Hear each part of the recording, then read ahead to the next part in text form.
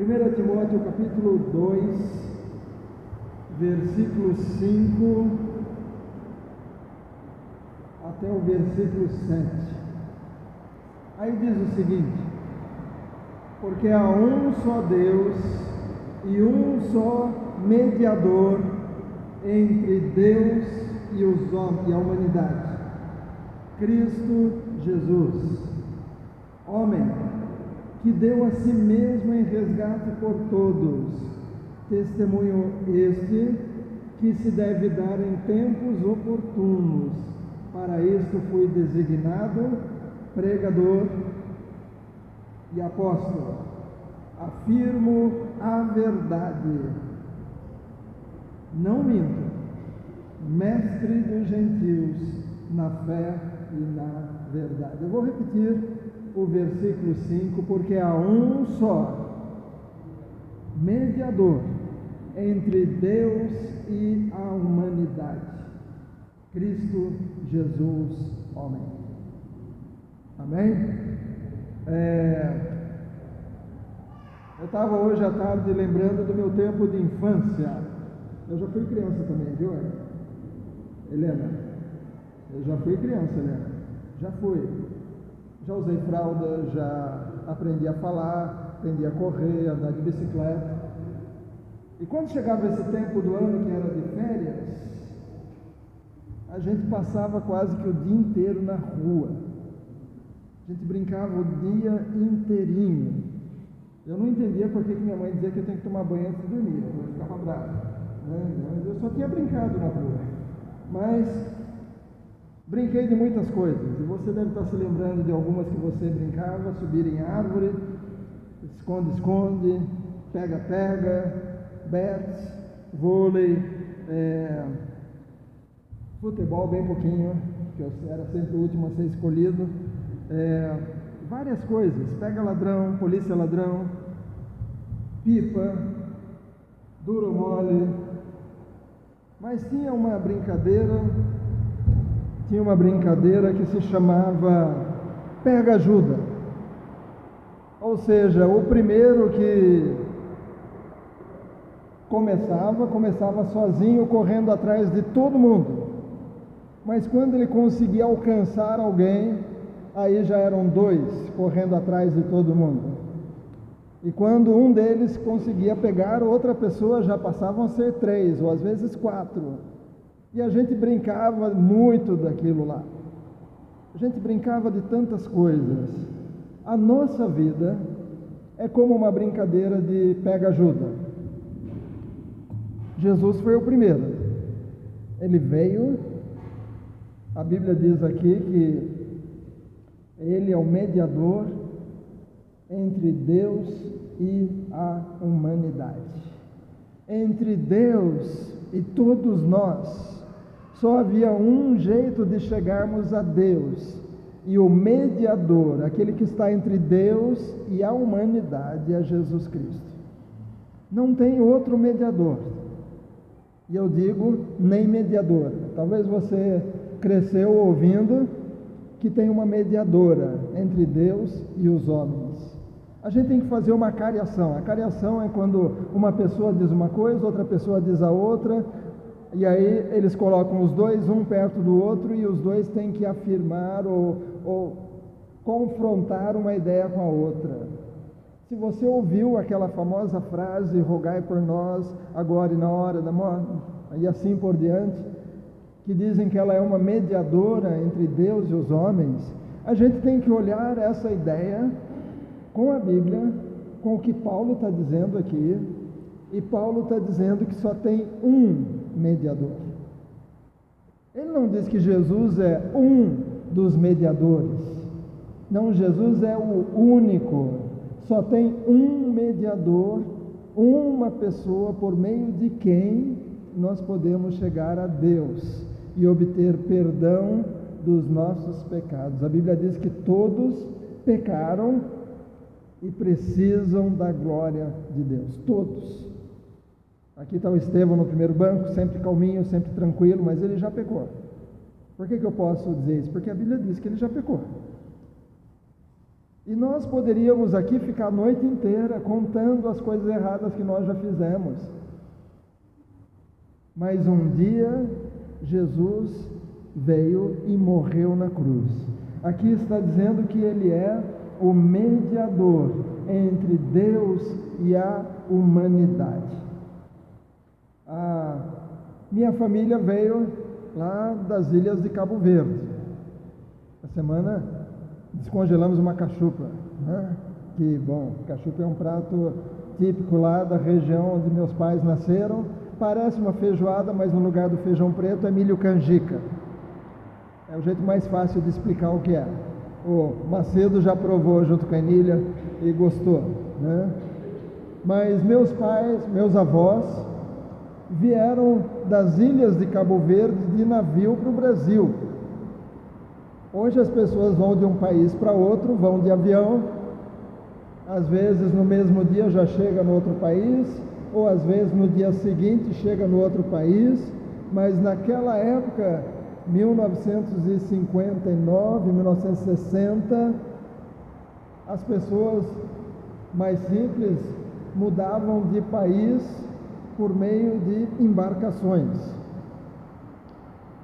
E eu já tinha escutado, conforme eu falei outro dia na reunião de quinta, eu já tinha escutado que há um site onde você consegue descobrir o documento de imigração de parentes que vieram para o Brasil. E eu tentei uma vez encontrar alguma coisa, mas logo fazia uma pergunta: o nome do navio. Eu não tinha essa informação. Então eu teria que ver todos os barcos que chegaram naquela época e olhar um por um. Mas a questão de alguns dias atrás, a minha tia, irmã da Mamita, como meus pais moraram na Argentina um tempo, então lá é Mamita e Papito. Não é maninha e painho como no Nordeste, é Mamita e Papito. Então a minha tia Manuela, irmã da Mamita, ela colocou no grupo de família uma foto do barco Vera Cruz. E ela disse: foi nesse barco que nós viajamos. E eu estava exatamente sentado no meu escritório, com o Google na minha frente, e aí eu já falei: opa, agora eu tenho a informação que faltava. Sabe quando a gente diz puxar a linha, achar o fio da meada? Quando você está com uma extensão toda bagunçada e você tenta puxar daqui, até que de repente você acha um lugar que você puxa e fica fácil desmontar aquele emaranhado. O nome do barco era o que me faltava. Talvez hoje para você uma informação, um versículo, uma frase que a gente vai ler pode ser esse ponto que vai desatar o nó. Para mim foi o nome do barco. Aí eu já entrei ali no Google, lista de passageiros, barco Vera Cruz. E aí eu cheguei, várias fotos do barco, vários sites que falavam do barco, mas de repente apareceu um lá. E eu falei: opa, eu vou seguir essa ideia aqui. Aí achei o lugar onde tinha que colocar a data da chegada e o nome do barco. E aí eu pus o nome do barco e eu sabia que era 1960. Meu irmão Manuel, que faz aniversário hoje, 10 de dezembro, ele corre lá que já está indo para a chuva. Eu sabia que eles tinham chegado, os meus avós chegaram no Brasil um pouquinho antes do meu irmão Manuel nascer. Então eu pus lá barco Vera Cruz e apareceu que naquele ano de 1960 o barco veio 8 vezes ao Brasil. Ele ia para a África, vinha para o Brasil, parava no Rio, vinha para Santos, ia para outro lugar. Em cada um desses lugares desciam alguns passageiros e subiam outros. Alguns brasileiros voltando de viagem, outros embarcavam para viajar. E aí eu vi 8 vezes em 1960. Mas eu pensei, foi perto do nascimento do meu irmão. E aí eu localizei a data exata. A última vez que ele veio em novembro, 20 e pouco, 29 mais ou menos de novembro, e eu entrei e apareceu um PDF, um documento grande com 300 e tantos nomes. E aí eu fui nome por nome, tentei até pesquisar, mas só que como é uma imagem, não tem como. Fui nome por nome, até que de repente eu achei Antão Melo Lima, meu avô, por isso que eu sou Daniel Antão Lima. Antão Melo Lima, agricultor, e embaixo já vinha o nome da minha avó, depois o nome dos meus tios, eu soube até que um deles ficou perdido uns dias na viagem dentro do navio. Sumiu lá dentro do navio, ele deu um perdido na família toda, foi conhecer o barco, acharam ele depois de uns dias, mas embarcação.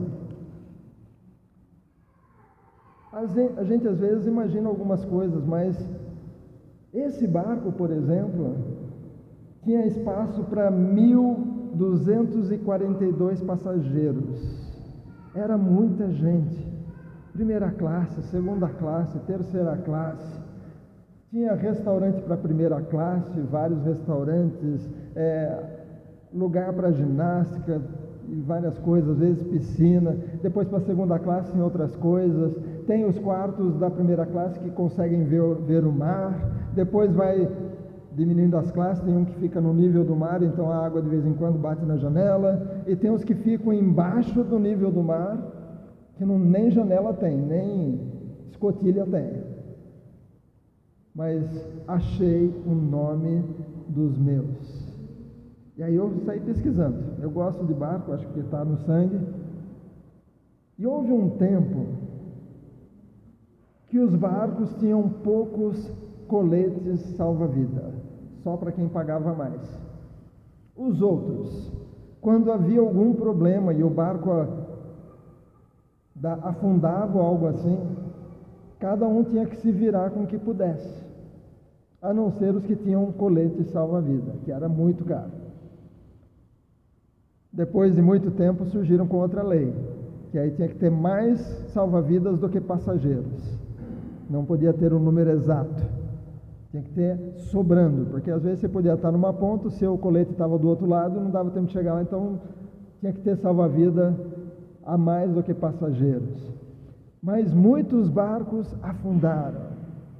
Teve até a história de um homem que no mesmo dia, era época da guerra, o barco foi torpedeado, ele ficou à deriva no mar, outro barco chegou, socorreu aquele homem, e o segundo barco também foi torpedeado. Então no mesmo dia ele sofreu naufrágio 2 vezes. Obrigado, Aguinaldo. Mas às vezes as pessoas estão em alto mar, agarrados em alguma coisa. Já ouviu falar tábua de salvação?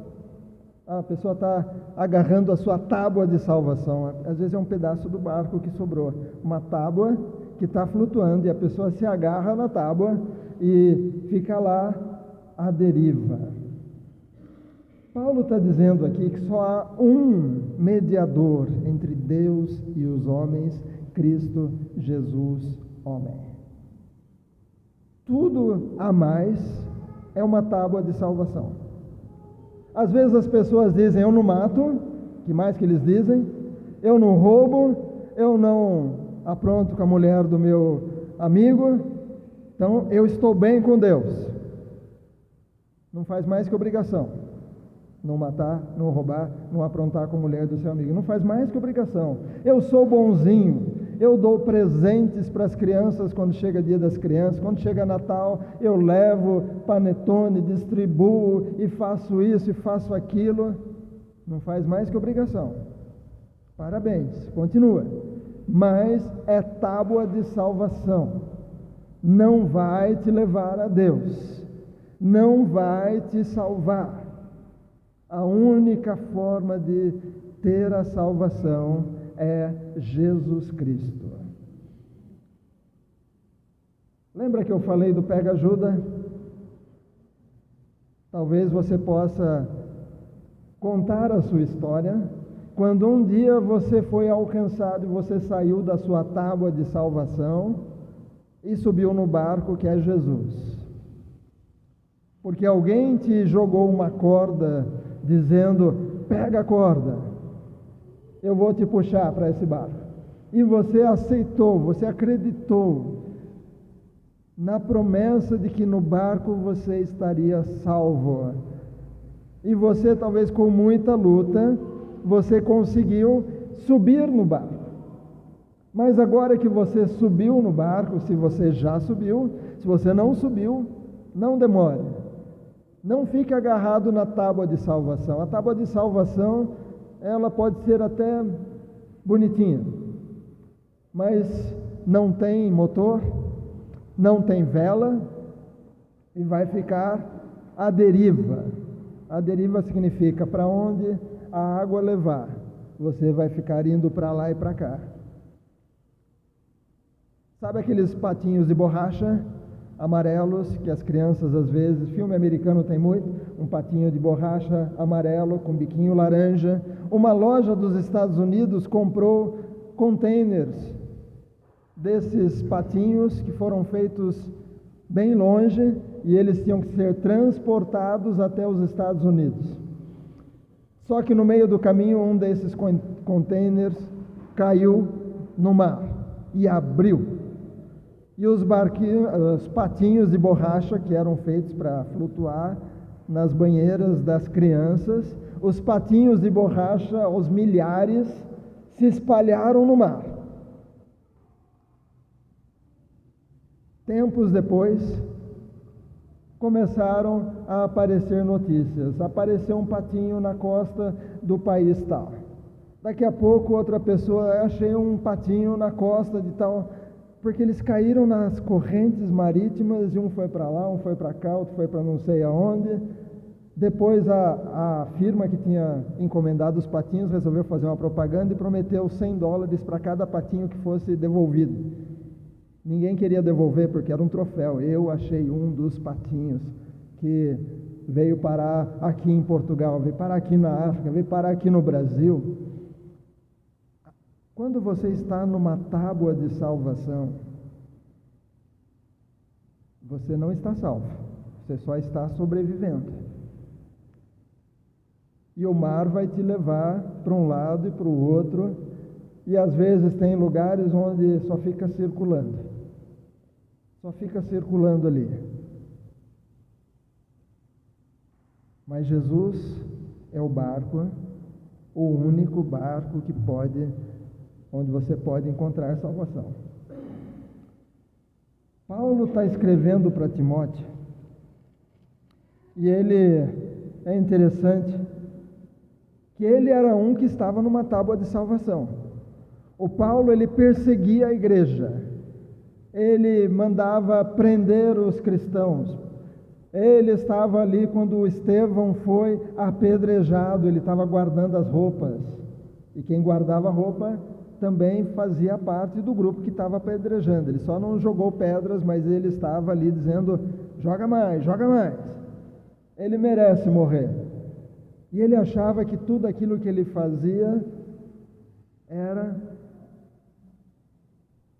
aprovado por Deus, mas ele estava exatamente matando e perseguindo, prendendo os cristãos, até um dia que Jesus apareceu para ele no caminho de Damasco.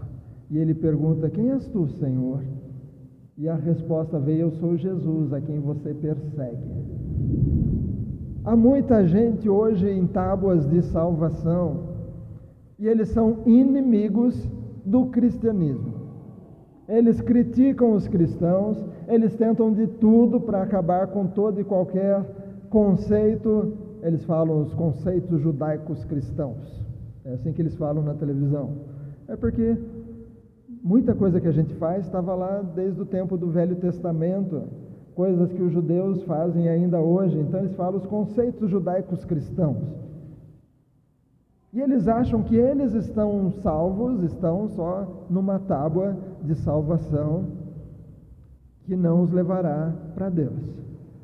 Mas o barco, Jesus Cristo, homem, Por que Paulo diz Jesus Cristo homem? Porque ele é o Deus que se esvaziou e se tornou homem, verdadeiro Deus, verdadeiro homem. Ele sofreu, ele sentiu dor, ele sentiu suor, ele ficou cansado, ele ficou talvez com o pé inchado de caminhar muito. Tudo para ser o Cordeiro sem defeito, sem pecado, para morrer por mim e por você. Paulo era um inimigo da igreja. Olha ali versículo 12, dou graças a Deus, capítulo 1 de Timóteo. Paulo está escrevendo para um pastor Timóteo. E ele diz, dou graças a Deus, a Cristo Jesus, nosso Senhor, que me fortaleceu e me considerou fiel, designando-me para o ministério. A mim, que no passado era blasfemo, perseguidor e insolente, mas alcancei misericórdia, pois fiz isto na ignorância, na incredulidade. Ele está dizendo, eu era mau, eu era contra o cristianismo, mas um dia alguém me jogou uma corda, dizendo, segura nessa corda e vem para esse barco. Larga essa tábua de salvação. Vem para o barco. Vem para cá. Eu não sei quem te trouxe para o Evangelho, mas alguém um dia compreendeu que pega ajuda. Não é porque a gente está em cima do barco que agora está tudo bem, não precisa fazer mais nada, eu posso agora pedir uma água de coco, ficar aqui bronzeando no convés desse barco, até chegar no céu. Não, você é convidado a ajudar neste processo, de olhar quem está fora do barco e ser aquele que vai chamar atenção, talvez pela sua vida, talvez por algo que você faça ou não faça, talvez pelo jeito que você trabalha, talvez pela sua família, pelo ambiente na sua família. Alguém vai olhar e vai dizer, eu acho que eu estou errado e ele está certo. Eu que achei que eles sempre estavam errados, eu que sempre fui inimigo da igreja, eu acho que eu é que estou errado e eles estão certos. Você talvez conheça algumas pessoas assim, inimigos de tudo que tem a ver com a Bíblia, inimigos de tudo que tem a ver com a igreja. Paulo era assim, mas um dia ele foi alcançado. E dentro do barco ele compreendeu que ele tinha um chamado para alcançar outros. Na época, a igreja cristã estava preocupada apenas com os judeus, apenas em falar para os judeus que o Messias já tinha nascido, porque o judeu, desde o Velho Testamento, já, lá em Gênesis 3,15, é a primeira vez que Deus fala que vai enviar um Salvador. Gênesis 3,15, quando ele diz que uma descendência da mulher seria picada no calcanhar, mas essa descendência iria pisar a cabeça da serpente, Jesus Cristo. Então, desde Gênesis 3,15, as pessoas estavam aguardando, Deus vai mandar um Messias, Deus vai mandar um Salvador. E aí Jesus nasceu, você conhece a história, manjedoura, nasceu humilde, não nasceu no palácio, não nasceu num lugar chique, nasceu num lugar simples, porque ele veio ensinar o caminho, ele veio mostrar como viver fazendo a vontade de Deus. Você conhece algumas pessoas assim que não querem saber do Evangelho, mas você pode ser aquele que vai jogar a corda para essa pessoa que detesta a igreja, para essa pessoa que fala mal dos crentes, que fala mal dos pastores, que diz que a igreja rouba, e coisa e tal. Talvez você vai ser a pessoa que vai conseguir chamar atenção, Talvez a família dessa pessoa está faz tempo orando por ela e não conseguem trazer para a igreja, ou levar para uma igreja, ou falar do Evangelho, mas de repente lá na sua classe, na faculdade, ou lá no seu trabalho, ou lá no seu passeio, a pessoa vai de repente ter a atenção captada por algo que você vai dizer, e de repente ela vai começar a perguntar, e de repente ela vai descobrir que aquilo que ela está se agarrando é uma tábua de salvação. Não vai levar a lugar nenhum, ou pode até levar mais longe da onde ele quer chegar. Jesus é o barco, o único mediador entre Deus e os homens. Mas Paulo está escrevendo para Timóteo, e Timóteo tinha uma história diferente do Paulo, que era inimigo dos cristãos. O Timóteo, ele era de família cristã, está lá no capítulo 1 de 2 Timóteo.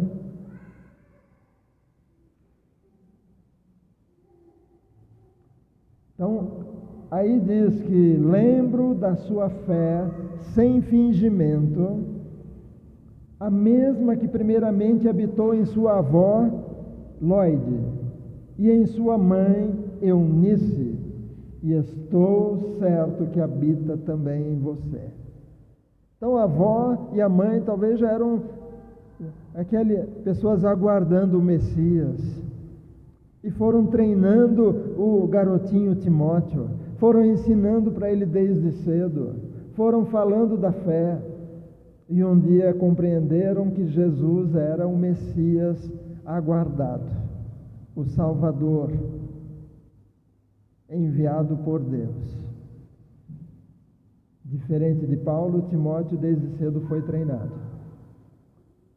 Você talvez conheça algumas pessoas que desde cedo estão sendo treinadas por uma avó, talvez por uma tia, não é, Paula? Talvez por uma tia que de vez em quando fala, não é assim, não é assado, é desse jeito. Mas mesmo pessoas que cresceram numa família, que desde cedo foram como a Flor lá, a filha do Estevão, a outra não aprendi o nome dela ainda, Antonella. Pastora, por favor, escreve, que eu vou precisar lembrar esse nome. Eu não conheço nenhuma Antonella ainda. Eu guardo os nomes por associação. Então, quando eu conheço alguém, eu tenho que pensar quem que é a Gabi que eu conheço. Aí eu já sei, a Gabi.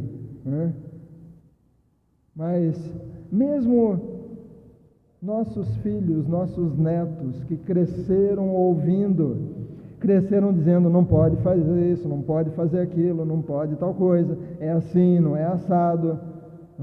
Está aí o Pedro, cresceu desde cedo, a Edna dizendo, faz isso, não faz aquilo.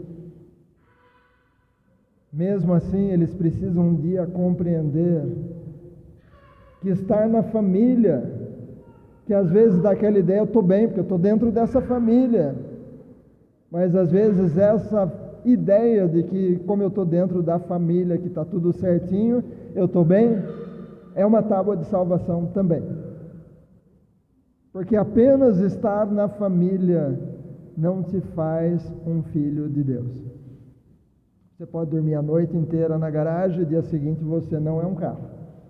Você pode vir à igreja todos os domingos. Isso não faz de você um filho de Deus.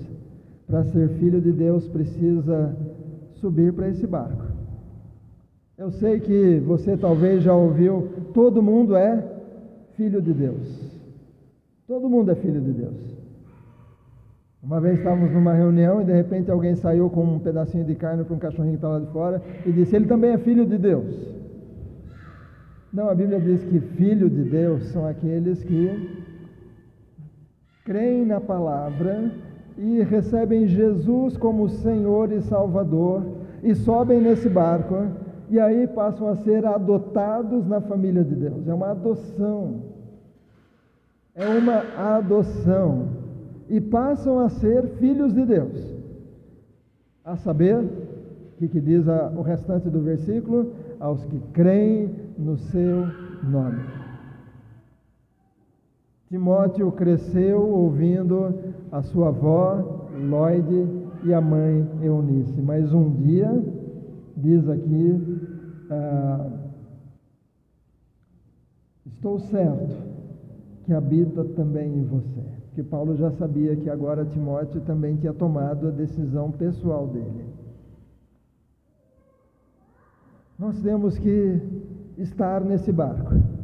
Um barco composto por muita gente, de histórias diferentes, mas juntos a gente está no pega-ajuda. Você ajuda alguém lá no seu trabalho, o outro ajuda alguém lá no bairro, o outro ajuda alguém que conhece na van escolar, o outro ajuda alguém que conheceu no transporte para outra cidade, e a gente vai jogando a corda, dizendo: vem para o barco, larga essa tábua de salvação, larga esta tábua de salvação, porque ela não vai te ajudar. Tem algo melhor aqui. E o melhor é Jesus, aquele que é o mediador entre Deus e os homens. Mas enquanto nós estamos nesse barco, nós temos que vigiar, porque às vezes dá vontade de sair do barco. Não é obrigado permanecer nesse barco. Nós cremos, essa é a linha que a Igreja Nazareno segue, a linha armínio-wesleyana, de que as pessoas que são chamadas para ir para Jesus, elas continuam com a opção de abandonar Jesus. Olha ali, por exemplo, 1 Timóteo capítulo 4, versículo 1 e 2.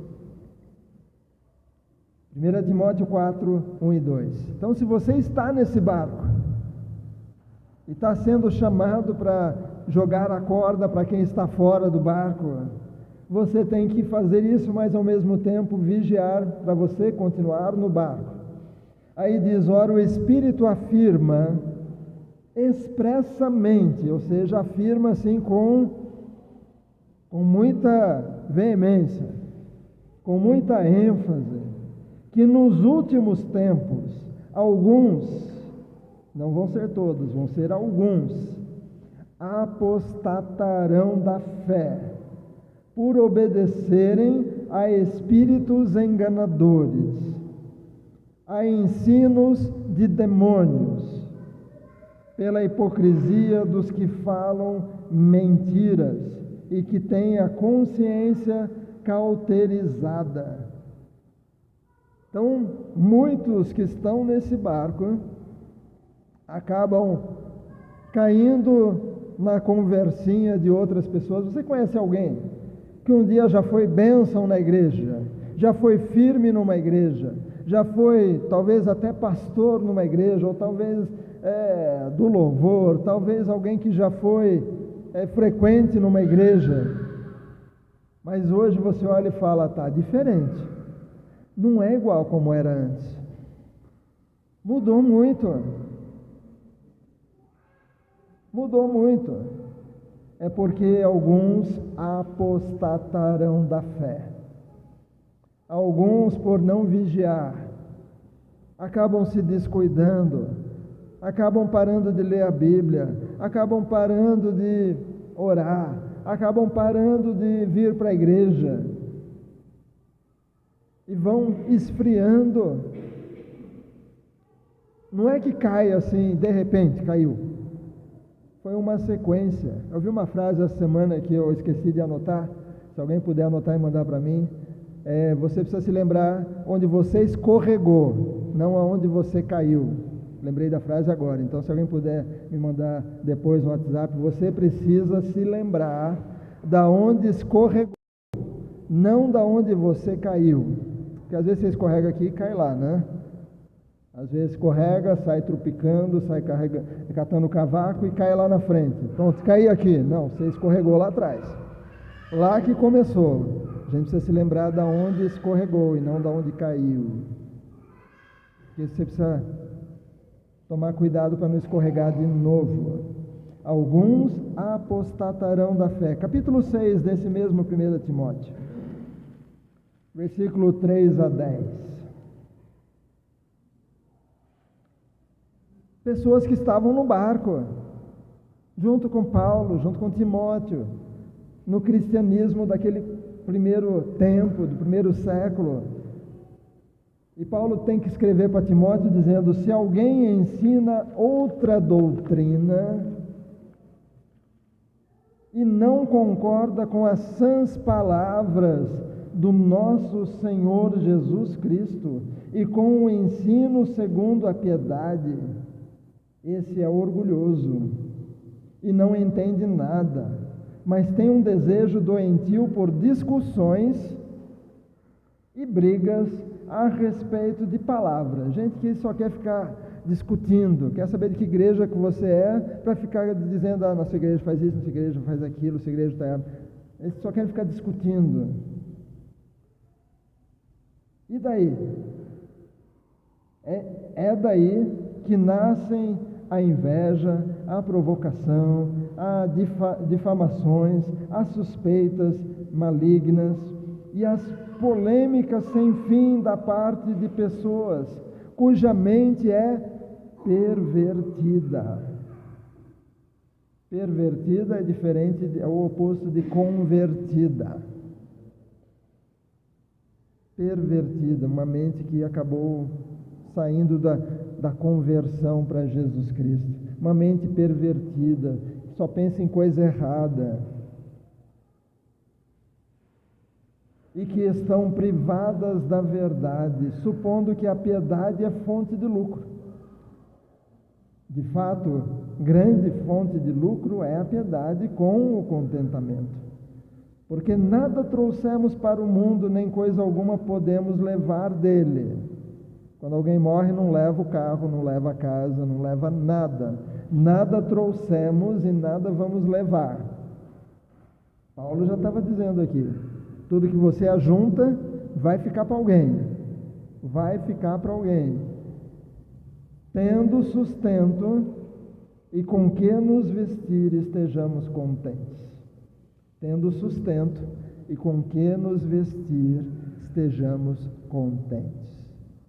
Dizem que os judeus, eles compreendem algo, tem uma palavra que eles usam que é shalom. A gente sempre diz que shalom é paz. Não é só paz. Porque a ideia que a gente tem de paz é a ausência de problemas. Não é isso. É paz mesmo no meio dos problemas. Mas é estar contente com o que você tem. Quando a pessoa está feliz com o que ela tem, não está querendo o carro do outro, que tem que ficar trabalhando, se matando de trabalhar para comprar carro igual do outro, mas ela está contente. Deus, obrigado por esse carro, um dia que o Senhor me der um outro, eu vou receber também, vou trocar, né? Mas a pessoa está feliz. E alguém resumiu Shalom em nada faltando, nada quebrado, nada fora do lugar. Nada faltando, nada quebrado, nada fora do lugar. E aí quando você estiver andando em casa, se você perceber alguma coisa fora do lugar, às vezes eu lembro e falo: opa, nada fora do lugar, isso aqui está no lugar errado. Como diz a Jaqueline, está fora da casinha. Que às vezes o Dudu procura a tesoura, a Jaque fala: mas aonde é a casinha da tesoura?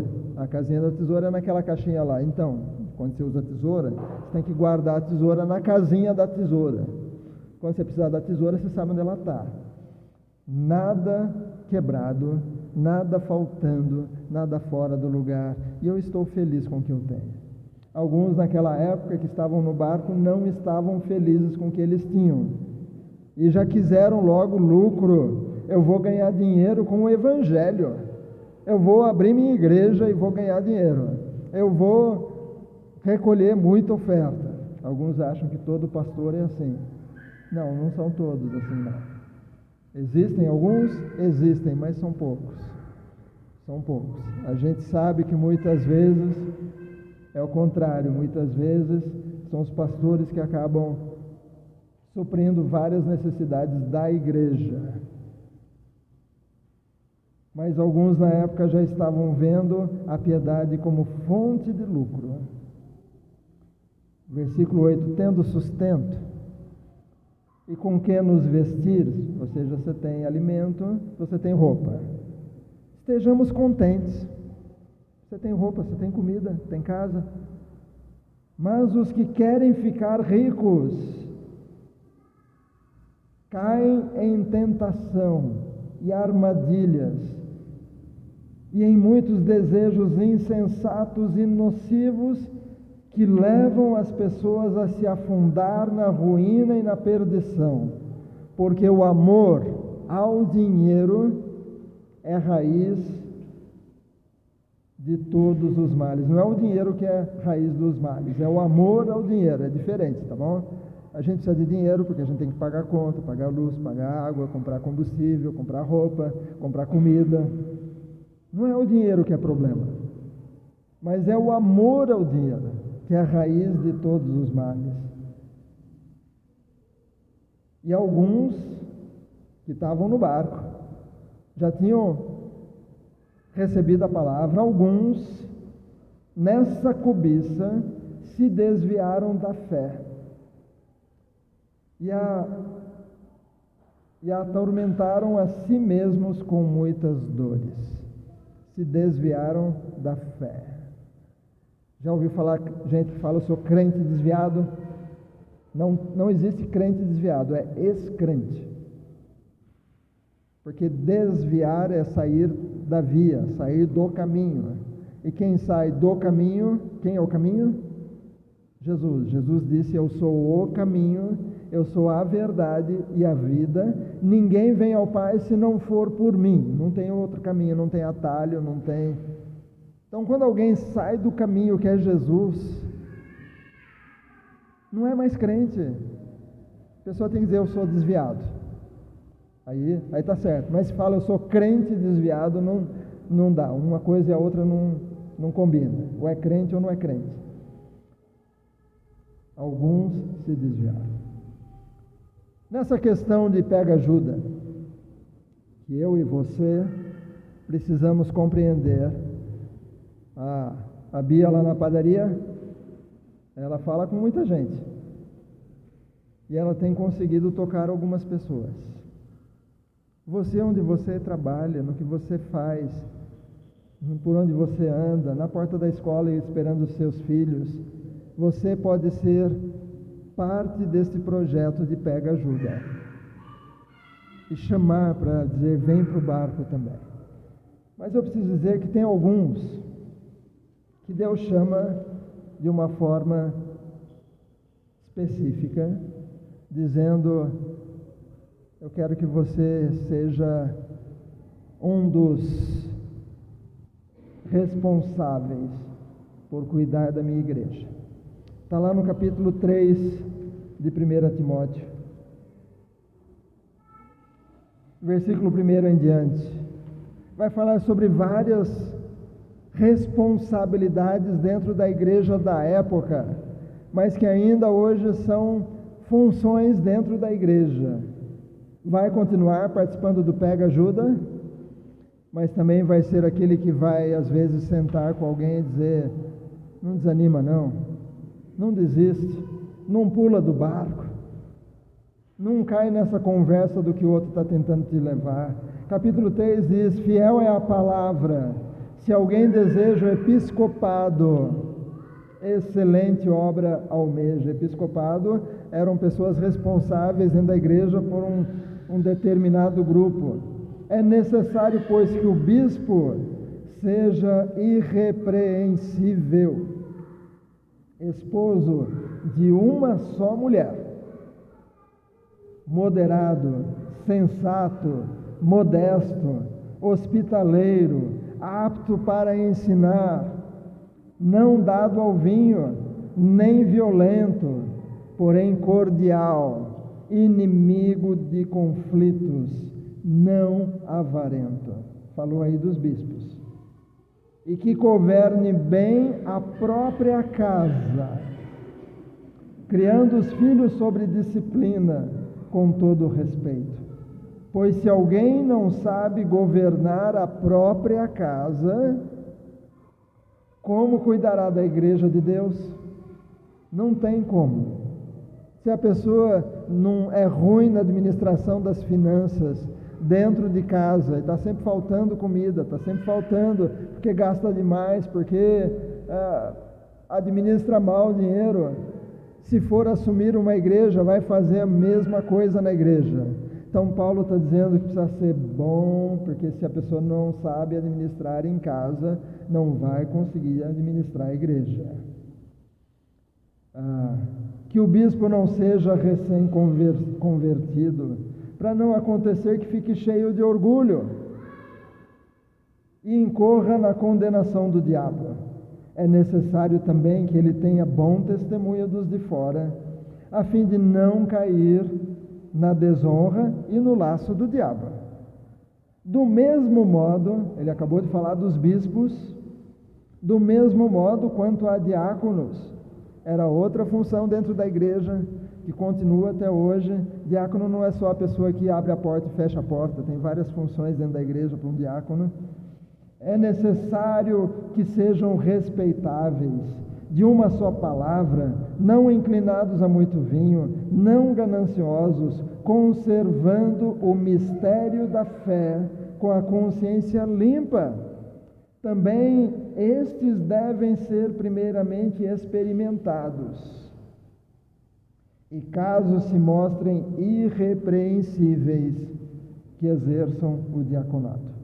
Do mesmo modo quanto as mulheres, é necessário que elas sejam respeitáveis, não maldizentes, moderadas e fiéis em tudo. O diácono seja marido de uma só mulher e governe bem os seus filhos e a própria casa, pois os que desempenharem bem o diaconato alcançarão para si mesmos uma posição de honra e muita ousadia na fé em Cristo Jesus. Paulo está escrevendo para um pastor e ele está dizendo algumas coisas, porque ainda hoje a igreja precisa de homens e mulheres que vão se dispor e dizer: Deus, o que o Senhor quer de mim? O Senhor quer me usar como nessa igreja? É só para eu ficar jogando a corda, ou o Senhor quer que eu seja aquele que vai ensinar como jogar a corda? Aquele que vai, talvez, mostrar como perceber e chamar a atenção das pessoas. A igreja é como esse barco, e Jesus é o barco. Se você já subiu no barco, glória a Deus, não pule dele. Se você ainda não subiu, mas está numa tábua de salvação, não fique preso a essa tábua de salvação. Aceite Jesus como seu Senhor e o seu Salvador, e suba para esse barco. E ao subir para esse barco, você vai ver como é bom brincar de pega-ajuda. Trazer outros, trazer os filhos, trazer pessoas, trazer familiares, trazer vizinhos, trazer colegas de trabalho. Ainda que não seja trazer para dentro deste prédio, mas o trazer que eu falo é trazer para o barco, Jesus. Talvez a pessoa vai frequentar a igreja lá perto da casa dela, mas ela subiu para o barco porque você foi aquele que jogou a corda, você foi aquele que lançou uma palavra de esperança dizendo: vem para Jesus, porque só Ele pode te salvar. Jesus é o único mediador entre Deus e os homens. Só Jesus. Só Jesus Cristo salva. Abaixe sua cabeça, nós vamos orar. Diante dessa palavra de Paulo para Timóteo, uma palavra que serve para todos nós, serve para mim, serve para você. Uma palavra de, antes de mais nada, chamado para subir no barco. chamado para dizer para as pessoas: larga esta tábua de salvação e vem para o barco que é Jesus. Alguém hoje gostaria de dizer: eu preciso entregar minha vida para esse Jesus Cristo que está na Bíblia, o Jesus Cristo que é o único mediador entre Deus e a minha vida. Alguém quer hoje dizer: Jesus, eu abro a minha vida e eu te convido a entrar na minha vida, nos meus planos, meus sonhos, meus projetos, minha família, meu futuro. Eu abro a minha vida e eu te convido para ser o meu Senhor, o meu Salvador. Alguém gostaria de fazer isso hoje? Nós vamos ficar felizes de poder orar com você. Alguém? Se você quer, esse é o momento. É importante fazer isso publicamente, porque a Bíblia diz que a gente tem que tomar esta decisão e assumir publicamente. É algo que faz a diferença quando a gente assume diante dos irmãos: eu preciso de Jesus, eu quero Jesus, eu quero. Esse trecho de Paulo para Timóteo também nos desafia a ser aquele que vai compartilhar a mensagem, que vai dividir a mensagem, que vai participar desse pega-ajuda. Talvez você precise de sabedoria de Deus para saber como conseguir fazer isso. Talvez você precise nessa noite dizer: Espírito Santo, eu quero participar desse projeto, me ensina. Aí no seu lugar, vai conversando com o Espírito Santo. O Espírito Santo de Deus, vai dizendo: Espírito Santo, eu não quero apenas estar no barco, mas eu quero também ser um daqueles que vão trazer mais gente para o barco. Me ensina como fazer isso. Me ensina como falar da mensagem para os meus parentes, para os meus amigos, para os meus conhecidos. Mas talvez hoje alguém também queira dizer: Jesus, o Senhor quer me usar de uma forma mais específica nesse barco. Eu estou pronto. Eu me coloco diante do Senhor e me mostro o que fazer. Talvez alguém aqui hoje vai receber um chamado específico de Deus, que você vai sentir no seu coração: Deus está querendo que eu me empenhe nesta tarefa de uma forma mais específica. Se o Espírito Santo testificar com você algo, fale comigo depois e nós vamos buscar qual será o próximo passo. Nós vamos trabalhar juntos para poder ver o que é que Deus quer de você. Amém?